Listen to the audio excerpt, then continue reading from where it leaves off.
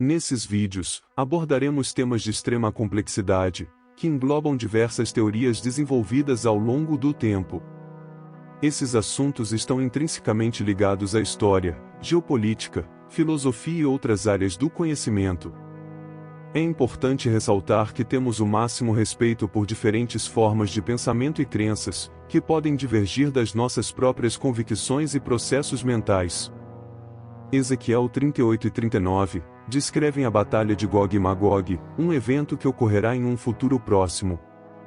Trata-se de uma confederação de nações liderada pela Rússia, que conta com a adesão de vários países aliados.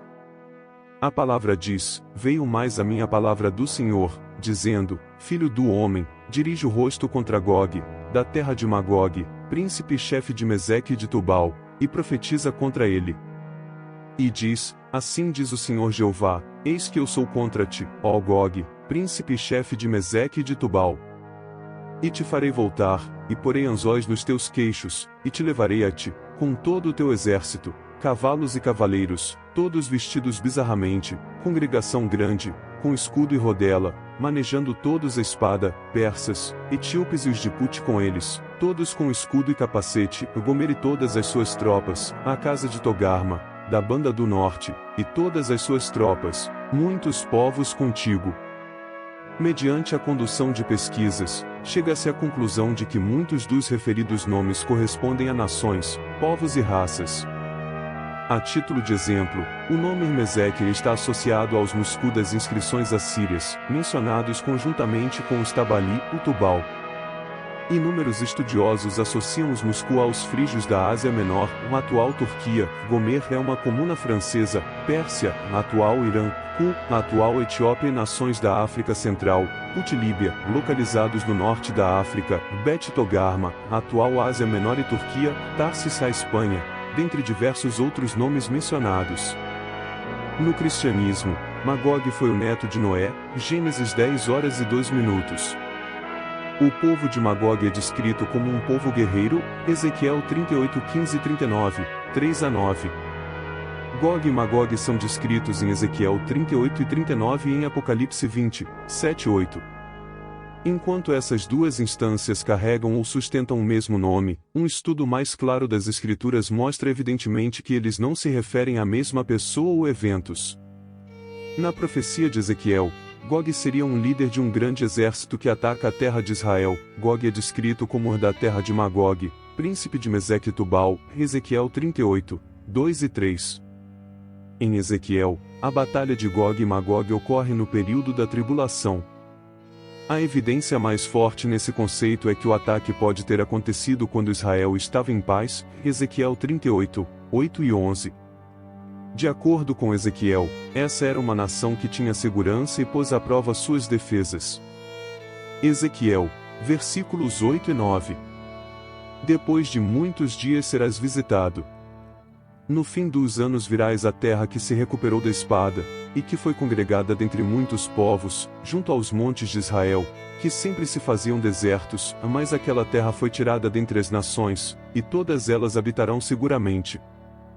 Então subirás, virás como uma tempestade, far-te-ás como uma nuvem para cobrir a terra, tu e todas as tuas tropas, e muitos povos contigo.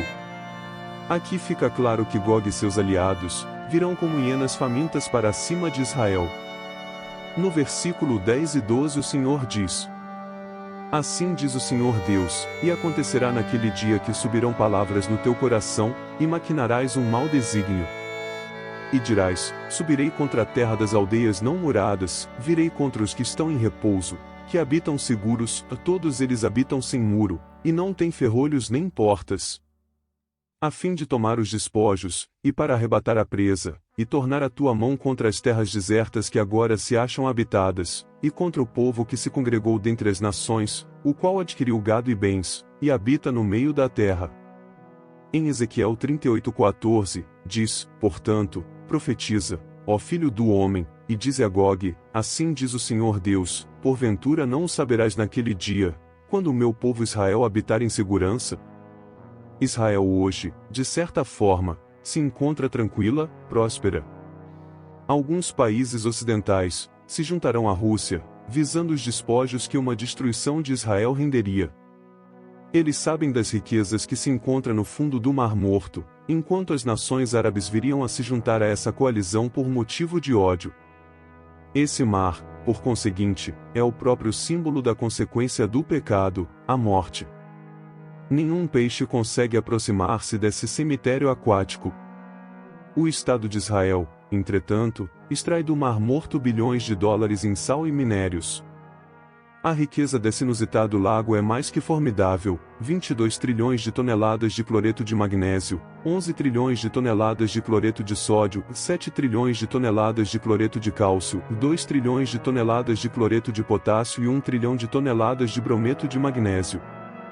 Essas cifras foram extraídas do livro Geografia da Terra Santa, por Enéas Tognini.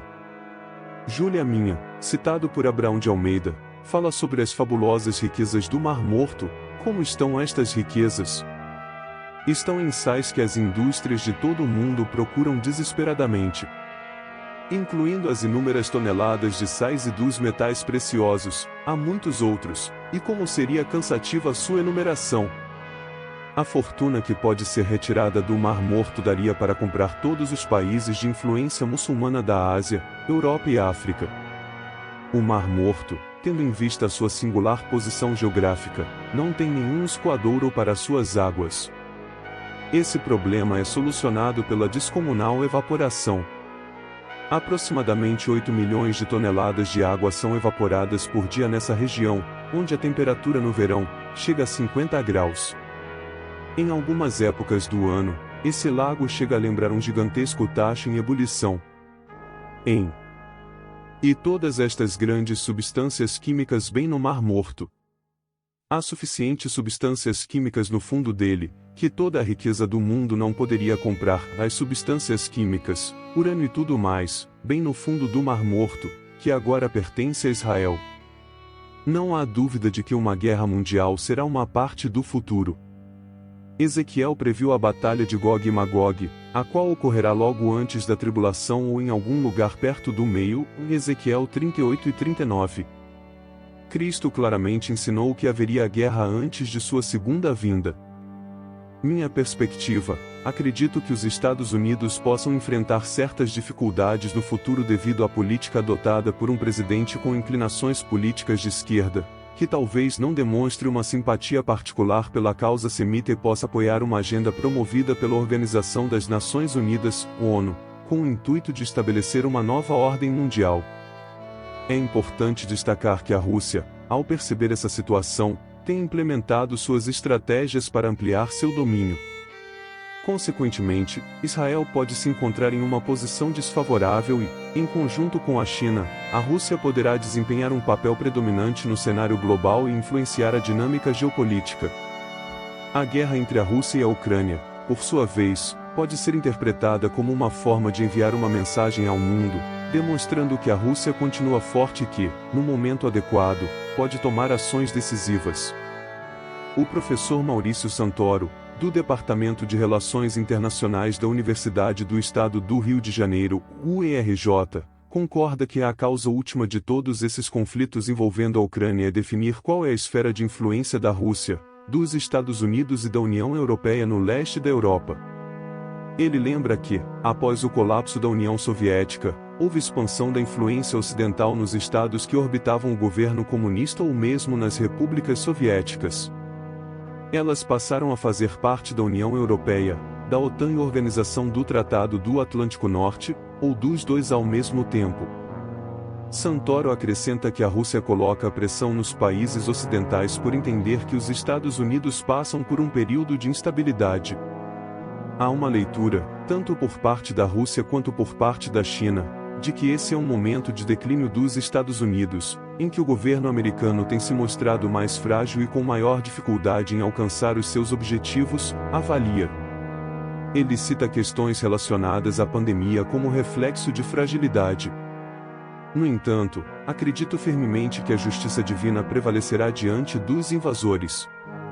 Mesmo que Israel se veja obrigado a responder aos ataques, inclusive por meio do uso de seu arsenal nuclear, lançando ogivas em direção ao norte e atingindo cidades russas, isso não será o bastante para fazer com que o inimigo recue.